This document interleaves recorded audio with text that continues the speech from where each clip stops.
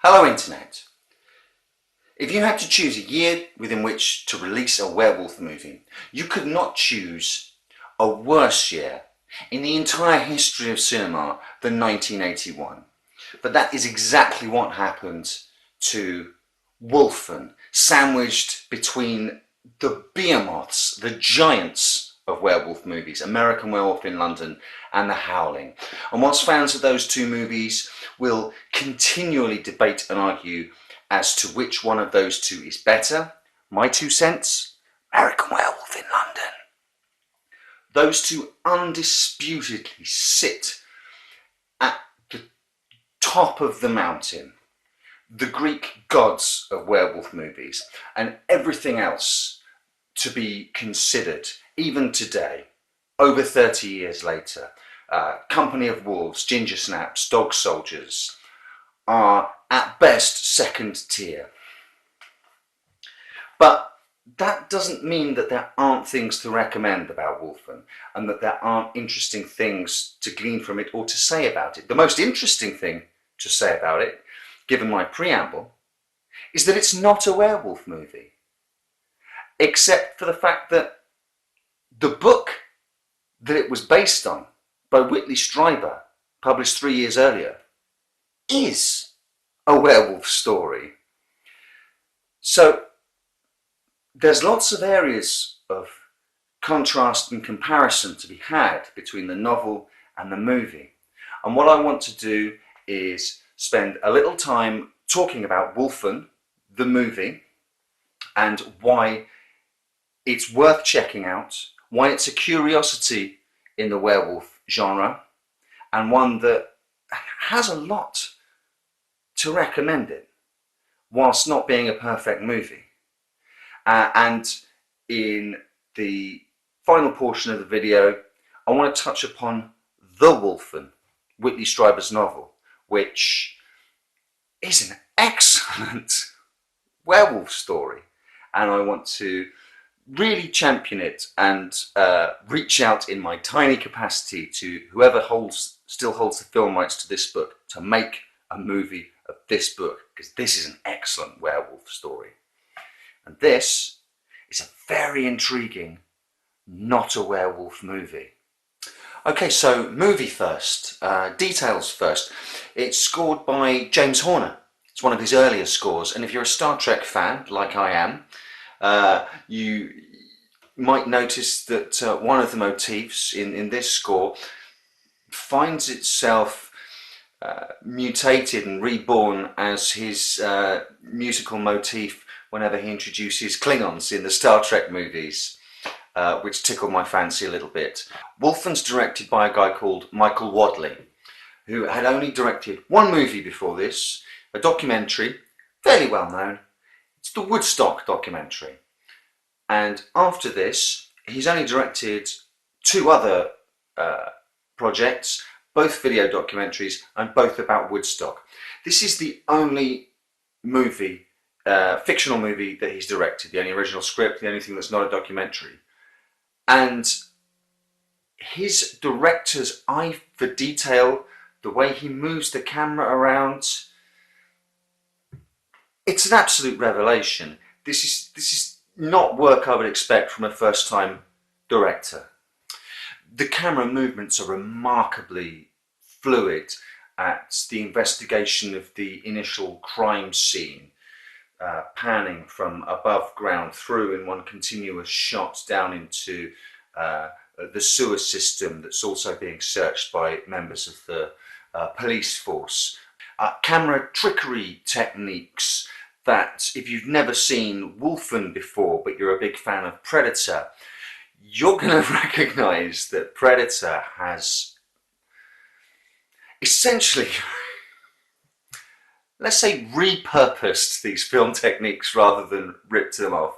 But the Wolfen vision, the POV shots low to the ground, which use kind of thermographic type imagery, and also tweaked sound to represent the heightened sense of sight, sound and smell of these creatures, is one of the first times, if not the first time, that sort of camera tricks like this have been employed much more famously later on in Predator.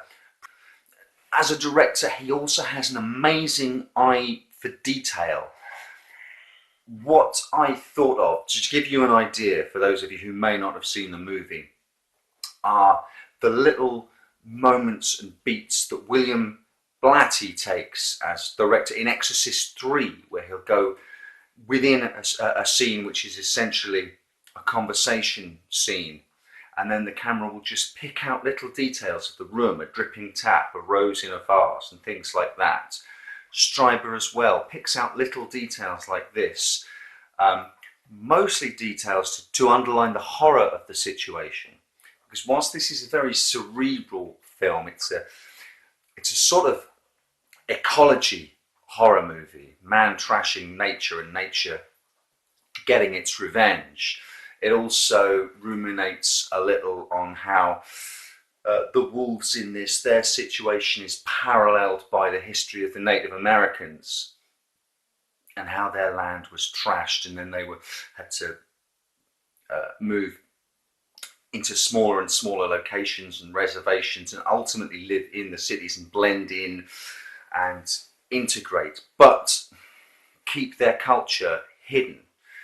The wolves, the Wolfen and the Native Americans, are analogues of one another in this movie, and the Wolfen in the movie really are a metaphor for the Native Americans.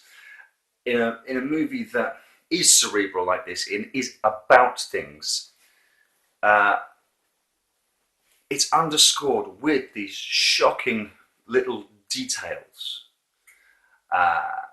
Let me explain. A guy holding a gun gets his hand bitten off, and at the end of the action scene, you just see the hand lying on the grass, clasping the gun and just slowly relaxing. You see when you're in the coroner's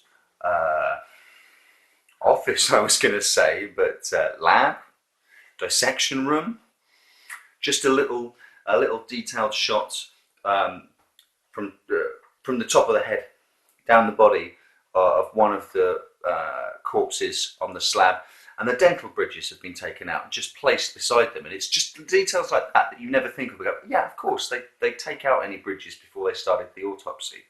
The film is also punctuated with moments of very quick but very extreme violence, which are shocking and then over, and then did I just see that? And that's why it's a true horror movie. Whilst not quite a werewolf movie, it's about the remaining wolves who were all but obliterated, the smarter ones who left the plains and the mountains and came and lived in the city, in the shadow really of the species that was destroying them, in the desolation and entropy of the abandoned places. And that's another strength of this movie, where it was shot in the Bronx at the time.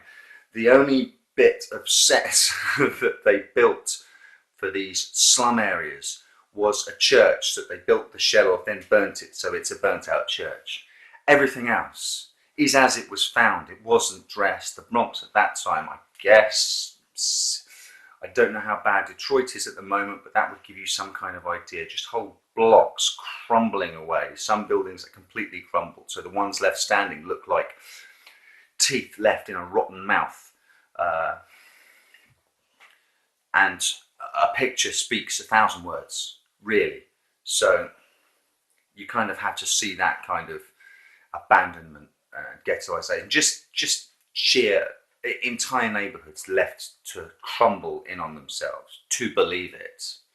And this is the area that our wolves, the Wolfen, have taken over as their own. And they feed upon these people here. And the little political dig is, whilst there's a rebuilding and rejuvenating gentrification of this area being planned, they have to guard their territory. So they attack the people behind that. And it's only when a really rich white guy who's in charge of a really big, powerful business and has political connections and political enemies gets killed. Only then do the police become interested and start investigating. Yeah, c'est la vie, same as it ever was. So Albert Finney is our cop who is brought in to investigate the murders. Apparently Dustin Hoffman really championed for the part, but the director really wanted to work with Albert Finney, so he got the part in a weird sort of what could have been. Maybe if Dustin Hoffman had starred in this, no offence to Mr. Finney, but maybe if this had been a Dustin Hoffman vehicle, it might be better remembered, even better thought of than just the curiosity it is today. But slowly throughout his investigation, first of all they go business angles, then political angles, and that leads him to Edward James Olmos's character, who you will know from Blade Runner, Miami Vice, or the Battlestar Galactica, the newer TV series version of that. Leads into him, who is an activist but also a Native American, and then on to the legends of shapeshifters. And he starts to think that maybe with the evidence gathering, and they find more bodies now in the slums, that these victims are possibly being eaten, and he starts to think really outside the box. And there's a great scene where he stakes out Edward Olmos's character outside a bar and follows him, and the guy goes to, the character's name's Eddie Holt, I think, goes down to the Bayside, and he knows that Wilson's following him, so he just wants to fuck with him, and strips down absolute buck naked in the moonlight, gets down on all fours and starts doing this weird sort of ritual, and then becoming more and more animalistic. Now at this point we as the viewer don't know whether this is he's going to transform into a werewolf or what the hell's going on, because Finney is starting to think werewolves or animals of some kind, and his investigation is taking him off into some crazy places. Now I've already spoiled right at the start of the video, these aren't werewolves, these aren't shapeshifters, they're just very intelligent wolves.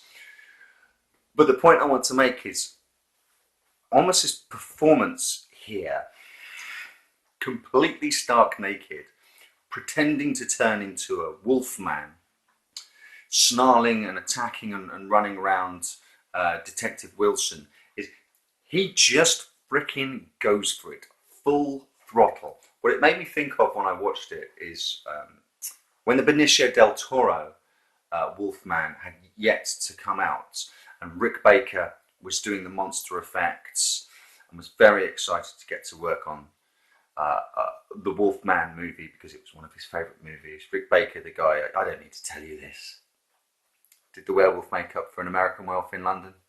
Then we all found out quite how much CG they overlaid over his practical effects and things like that. Never mind. Before the Wolfman came out, some people were joking that Benicio del Toro didn't really need any makeup to become the Wolfman. He could probably just act it. And whilst it was a sort of silly throwaway comment, seeing what Olmos does with no makeup and no clothes, now in my head there's a version of that Wolfman movie where, a little like they did with Jack Nicholson in Wolf, Del Toro had the barest of makeup for him to wolf out. After all, these films are about the beast inside man rather than the actual beasts, no? Apart from this one, which isn't a werewolf movie and is about actual wolves. It's just that their ethical code is much purer and much more straightforward than ours. And man, after all, is he not the true monster? So the film's a curiosity. It's got a lot going for it, but it is a bit of a curate's egg. It certainly is never going to stand up to the two juggernaut trains that is American Werewolf and The Howling, and it quite understandably got left behind completely in their wakes. If you're after a werewolf story though, one that maybe you haven't read before or seen before. We're going to touch briefly on the book that it was based on, The Wolfen, which I finished yesterday. This is by the same guy, Whitley Strieber, who wrote The Hunger, and I will be reviewing that movie next month for 80s Vampire Month. He also wrote Communion, which I haven't read, but was also made in the 80s into that crazy alien abduction film with Christopher Walken. Is it time to do my Walken impression? You know, no, it's not. You know, Wolfen, back on track. This is not about super smart wolves. This is about a species of Canis lupus that split off from the normal wolf branch of the canine family hundreds and thousands of years ago, and have been evolving in parallel with them, but more importantly in parallel with humans. The creatures in this have an intelligence equal to, or it's hinted at, possibly even greater than human beings.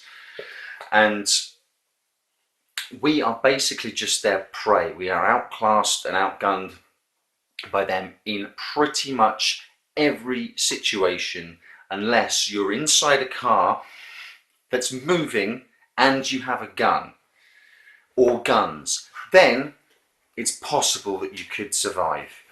Like the film, they're living in the ghetto areas and the slum areas where they can move about unnoticed and pick off the old, the weak, or the injured, just like animal predators would do in the wild. They never go after the strong or the young. They've got a very strong moral code as a pack.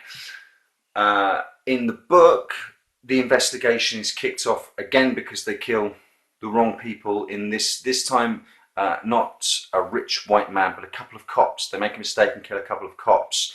So it follows Detective Wilson and Becky Neff. The Rebecca Neff character is in the film very briefly. She doesn't do very much. There is talk on the internet that Wadley's original cut of Wolfen came in at about 4.5 hours, so one can only presume that all of her footage pretty much hit the cutting room floor. If you're into strong female characters, by the way, Rebecca Neff, that character, is the main protagonist in this book.